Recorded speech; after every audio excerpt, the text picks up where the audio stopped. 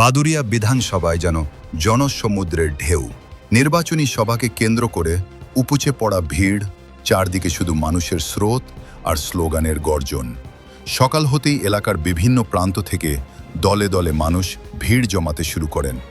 কারো হাতে দলীয় পতাকা, কেউ আবার শুধুই দেখতে এসেছেন কেমন কথা বলবেন আইএসএফ নেতা নওশাদ সিদ্দিকী। মঞ্চে পৌঁছতেই উচ্ছ্বাসে ফেটে পড়ে জনতা। হাত নাড়িয়ে অভিবাদন গ্রহণ করেন নওশাদ সিদ্দিকী। সভামঞ্চ থেকে তিনি স্পষ্ট বার্তা দেন, মানুষের অধিকার ছিনিয়ে নেওয়া চলবে না, আমরা লড়াই চালিয়ে যাব। তার বক্তব্যে উঠে আসে রাজ্যের বর্তমান রাজনৈতিক পরিস্থিতির কড়া সমালোচনা। তিনি অভিযোগ করেন সাধারণ মানুষের অধিকার খর্ব হচ্ছে, আর সেই কারণেই পরিবর্তনের দাবি আজ আরও জোরালো। তিনি আশ্বাস দেন মানুষের পাশে থেকে তাদের দাবি আদায়ে লড়াই চালিয়ে যাবে আইএসএফ। সভায় উপস্থিত বহু মানুষের মুখে একটাই কথা, পরিবর্তন চাই, নতুন দিশা চাই। এই দাবিকে সামনে রেখেই সভা জুড়ে বারবার ধ্বনিত হয় স্লোগান, আইএসএফ জিন্দাবাদ, নওশাদ সিদ্দিকী জিন্দাবাদ। উত্তেজনা, উচ্ছ্বাস আর রাজনৈতিক বার্তায় ভরপুর এই সভা ভোটের আগে স্পষ্ট ইঙ্গিত দিচ্ছে বাদুরিয়ার রাজনৈতিক সমীকরণে বড়সড় পরিবর্তনের সম্ভাবনা উড়িয়ে দেওয়া যাচ্ছে না বলেই মনে করছে রাজনৈতিক মহল। পরিবর্তন করবে না, এই দায়িত্বটা কি মমতা ব্যানার্জি নেবে? মমতা ব্যানার্জি ভালো করে জানেন তার ঘরের লোক যদি কোনো সময় পাল্টি মেরে দিতে পারে, তিনি ভালো করে জানেন। আর বাদুরিয়ার আমুকজন কখন পাল্টি মারবে কোনো গ্যারান্টি নাই। তাই আপনারা যারা ভাবছেন বিজেপিকে আটকানোর জন্য তৃণমূলকে ভোট দেবো, এটা কিন্তু দিবাস্বপ্ন দেখা হচ্ছে। তৃণমূলকে দিয়ে বিজেপিকে আটকানো যায় না। 2021 সালের আগে তৃণমূল ছিল না ক্ষমতায়, পশ্চিমবাংলায় বিজেপি ছিল না। তাই 2026 সালে যদি বিজেপিকে অপ্রাসঙ্গিক করতে চান, 2011 আগে ফিরিয়ে নিয়ে আসুন।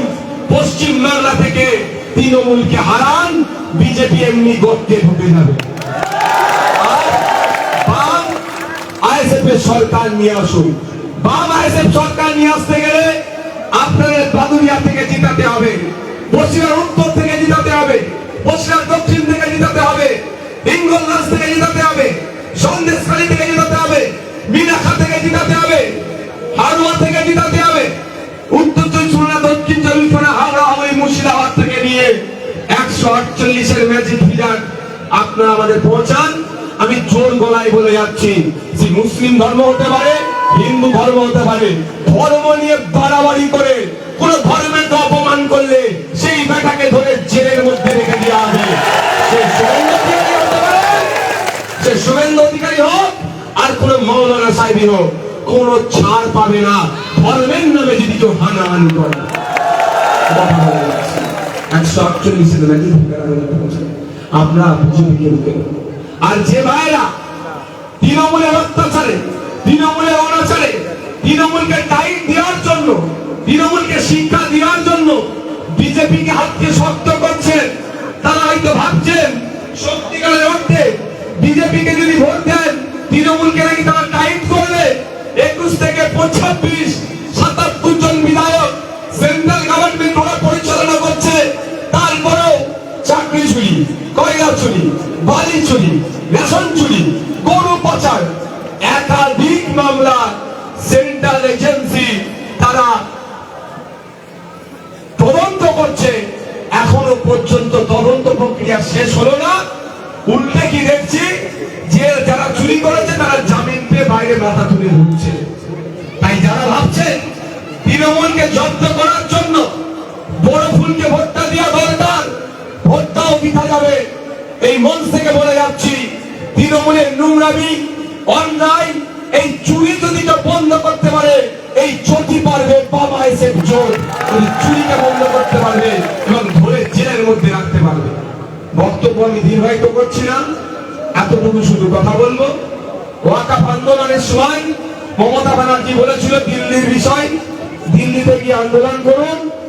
আপনাদের বলবো সময় এসেছে, মাদ্রাসা, মসজিদ, ঈদগাহ, কবরস্থান বাঁচানোর সময় মমতা ব্যানার্জি আপনার পাশে ছিল না, ছিল এই নওশাদ সিদ্দিকী, ছিল এই বামপন্থীরা। সুপ্রিম কোর্টে আমাদের মামলা করার জন্য এই নওশাদ সিদ্দিকী, মোহাম্মদ সেলিম সাহেবদের মামলা করার জন্য এখনো আপনাদের বাপ দাদুর কবরস্থান, ঈদগাহ, মাদ্রাসা, মসজিদ তথা ওয়াকফ সম্পত্তিটা সুরক্ষিত আছে। তাই আপনাদের বলবো যে মমতা ব্যানার্জিকে এবার জবাব দিতে হবে। তোমাকে ভোট দিয়ে যদি কাজে না লাগে তোমার প্রয়োজন নাই। যাদেরকে ভোট দিলাম না তারা আমাদের বাপের কবরটা বাঁচানোর জন্য সুপ্রিম কোর্টে গেলে নওশাদ সিদ্দিকী সুপ্রিম কোর্টে গিয়ে মামলা করেছি বলে এখন আপনার বাপ দাদুর কবরটা সুরক্ষিত আছে। তাই আপনাদের বলবো আগামী দিনে এই ধরনের অনেক আইন নিয়ে এসে আপনাকে আমাকে দলিত, আদিবাসী, হিন্দু, মুসলমানকে ডিস্টার্ব করার চেষ্টা করবে। তাই তখন বুক চিতিয়ে লড়াই করার জন্য আপনার জনপ্রতিনিধি দরকার, এমপি এমএলএ দরকার। তাই এমএলএ নির্বাচনে নওশাদ সিদ্দিকীর পাশে বসে লড়াই করার মতো মীনাক্ষীর সাথে সাথ দিয়ে, দীপশিতাদির সাথে সাথ দিয়ে, বিকাশ স্যারের সাথে সাথ দিয়ে, প্রিয়াঙ্কা বর্মনদের সাথে সাথ দিয়ে একসাথে লড়াই করার জন্য এখান থেকে বাদুরিয়া থেকে কুতুবউদ্দিন ফাতিকে আপনারা জিতিয়ে পাঠান, আপনাদের হয়ে লড়াই করবেন। আপনারা এসআইআর দেখেছেন তো? আমার ভাঙড়ে 13টা অঞ্চল, ভাঙড়ে 13টা অঞ্চল জানেন? এসআইআর যাদের নাম ডিলিট হয়েছে, এসআইআর যাদের নাম ডিলিট হয়েছে, নাম ট্রাইব্যুনালে কিভাবে মামলা করতে হবে না করতে হবে 13টা উকিল পাঠিয়েছি।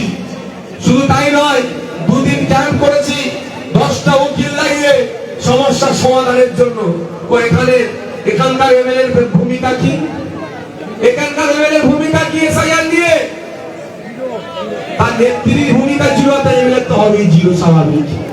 তাই আপনাদের বলবো বিপদে আপদে সামনের সারিতে দাঁড়িয়ে বুক চিতিয়ে লড়াই যদি কেউ আপনাদের জন্য করতে চায়, সেটা বামেদের সমর্থন নিয়ে আইএসএফ এর প্রার্থী, খামচিংয়ের প্রার্থী, কুতুবউদ্দিন প্রার্থী সাইড লড়বেন।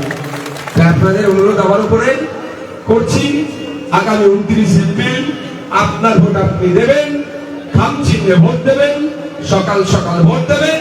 কেউ যদি ভোটটাকে ডিস্টার্ব করে আমাদের নেতৃত্বদের জানাবেন। আমাদের নেতৃত্বরা ইসিআইয়ের সাথে যোগাযোগ করে, কনসার্ন যে অফিসার আছে যোগাযোগ করে আপনাদের ভোট নির্বিঘ্নে দেওয়ার ব্যবস্থা আমরাই করে দেবো কথা বলে আমার বক্তব্য শেষ করছি। আর একটা কথা যেটা আপনারা দেখেছেন, আমি বিধায়ক হওয়ার পরে আমি মানুষের দাঁড়ে দাঁড়িয়ে পাড়াতে গিয়ে তাদের সমস্যাগুলো জানার চেষ্টা করেছি, সমাধান করার চেষ্টা করেছি। সেটা যদি মডেল বাদুরিয়া আনতে চান, বিধায়কের কাছে সাধারণ মানুষকে যেতে লাগবে না। ভোটের সময় প্রার্থীরা যেমন সাধারণ মানুষের কাছে পৌঁছে যায়, ভোট দিতে গেলে আগামী 5 বছর সাধারণ মানুষের কাছে কুতুব ভাই গিয়ে পরিষেবা দেবে, যদি আপনারা কুতুব ভাইকে জিতিয়ে বিধানসভা। ধন্যবাদ। এই বক্তব্য এখানে শেষ করছি। আজকে মাননীয় কি বলেছে শুনেছেন তো? কি বলেছে? হজে যেও না, ভোটটা দাও। বুঝতে পেরেছেন? ভোটটাই আগে, ভোটটাই আগে ভাবার চেষ্টা করুন। কজন হজে যায় পশ্চিমবাংলা থেকে? 5,000, 10,000। এখন এটা বলছে হজে যেও না, ভোটটা দাও। কালকে বলবে নামাজটা পড়ো না, ভোটটা দাও। পরশুদিন কি বলবেন? মসজিদটা বন্ধ রাখো, ভোটটা দাও। ভোটের জন্য সব বলতে হবে। তাই সাধু সেজে আছে, সাবধান। এই তৃণমূল বিজেপির পক্ষে একটাও ভোট নয়। ভোট দিকে দিকে বাম ভোট দিয়ে আসেন, যেটা আপনারা দেবেন। ধন্যবাদ। Thank you.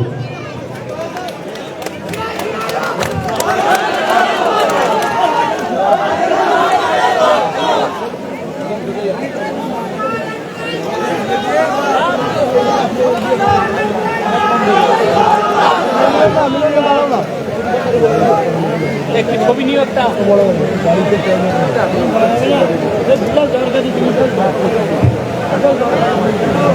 পিন্টু ভাই, আরে দিকে ওই বাড়িতে যাও, যে ওখানে টয়লেটে যাবে।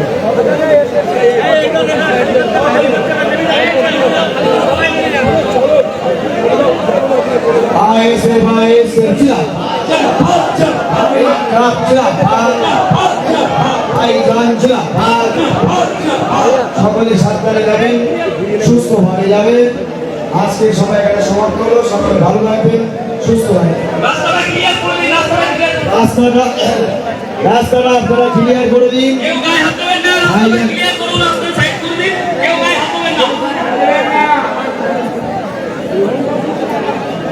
মানে